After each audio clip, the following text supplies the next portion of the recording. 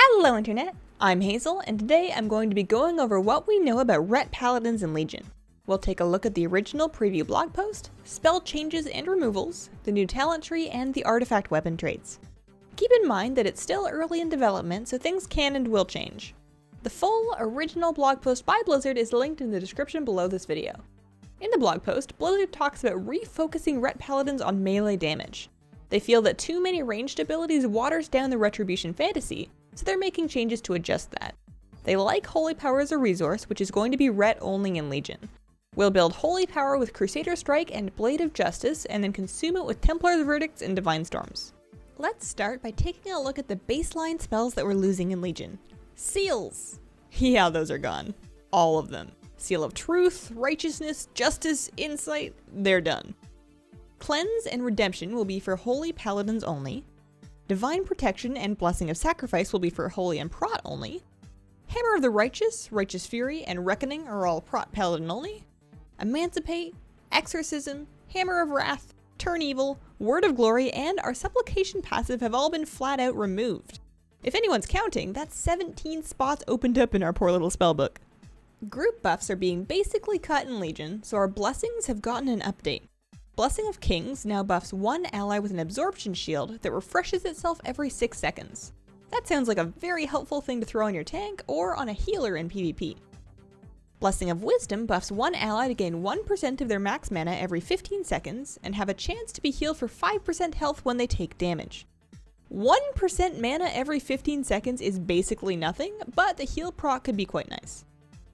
Blessing of Might buffs an ally to have a 10% chance to proc an additional 30% holy damage on their attacks. You can have 3 total blessings active at any given time between Kings, Might, and Wisdom. That sounds like you can mix and match however you want. If your raid needs more damage, you could pick your 3 best friends and give them Might.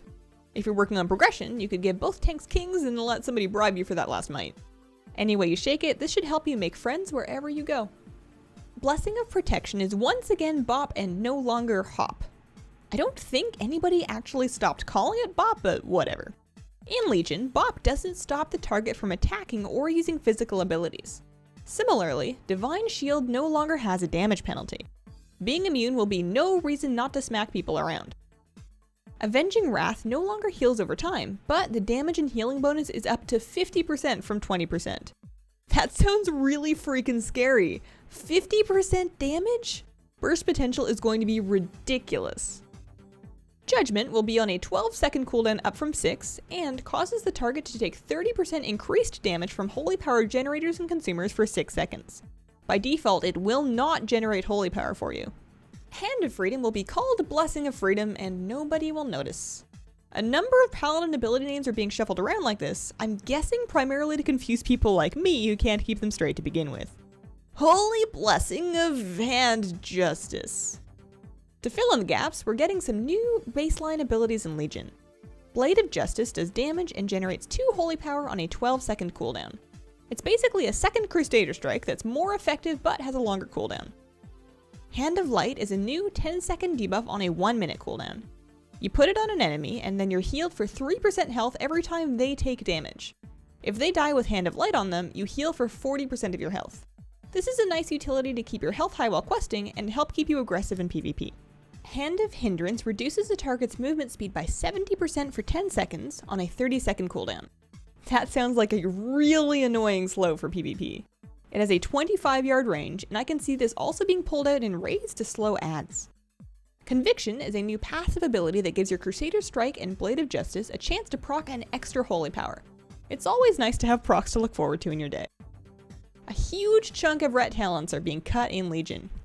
Speed of Light, Long Arm of the Law, Pursuit of Justice, Selfless Healer, Eternal Flame, Sacred Shield, Hand of Purity, Unbreakable Spirit, Clemency, Holy Avenger, Sanctified Wrath, Divine Purpose, Holy Prism, Light's Hammer, Empowered Seals, and Seraphim are all gone.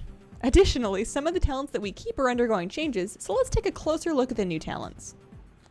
At level 15, you'll choose between Execution Sentence, Turalian's Might, and Consecration. Execution Sentence no longer has the Stay of Execution option, and it's just holy damage over 10 seconds now. This is what you're going to take for single target fights. Turalian's Might flings a blade to a targeted location within 30 yards and does AoE damage there. Repressing the button charges you to the blade and you'll blast everything there for another AoE hit. There's a 30-second cooldown and it'll be good for AoE situations where you need mobility.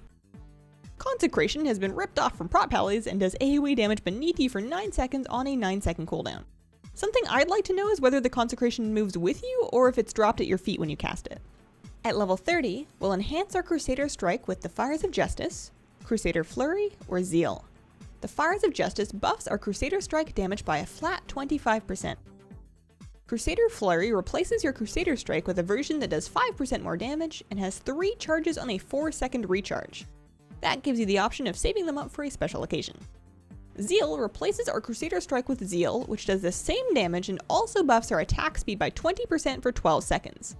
Each stack of that buff lets your Zeal attack chain to one additional nearby target. When I first read this, I thought it let you spread the attack speed buff to your allies, but that's not the case. Having both the ability and the buff named Zeal is only slightly confusing. At level 45, we get some familiar CC talents with Fist of Justice, Repentance, and Blinding Light.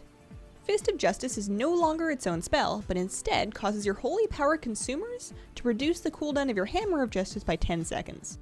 I'm very mildly disappointed that there won't be an excuse to yell that I've been fisted in the middle of arena. I have a very mature sense of humor. Repentance and Blinding Light haven't changed from their Warlords versions. At level 60, we pick between Virtue's Blade, Blade of Wrath, and Divine Hammer. Virtue's Blade increases the damage of your Blade of Justice by 25%. Blade of Wrath replaces Blade of Justice with a version that has half the cooldown, generates half the holy power, and does 85% weapon damage rather than 135%. This works out to be about 1% more damage than taking Virtue's Blade, but uses twice the global cooldowns. That'll come down to how much control you like over your holy power. Divine Hammer replaces Blade of Justice with Divine Hammer, which grants you an AoE damage aura for 8 seconds and 1 holy power. At level 75, we get some talents to buff our Judgment. Judgments of the Bold increases the damage bonus effect of Judgment by 10%. I'm mostly sure what that means is that your holy power consumers will do 40% more damage within 6 seconds of Judgment instead of 30%, I think. The Might of Virtue lets your Judgment once again generate a holy power for you. Mass Judgment lets your Judgment hit all targets within 8 yards and increases the duration by 100%. It looks like right now in Alpha, the AoE version of Judgment does only 137% spell power damage rather than 150%, and I'm not really clear on what increasing the duration means. If it increases the bonus effect duration from 6 to 12 seconds, then this becomes quite strong.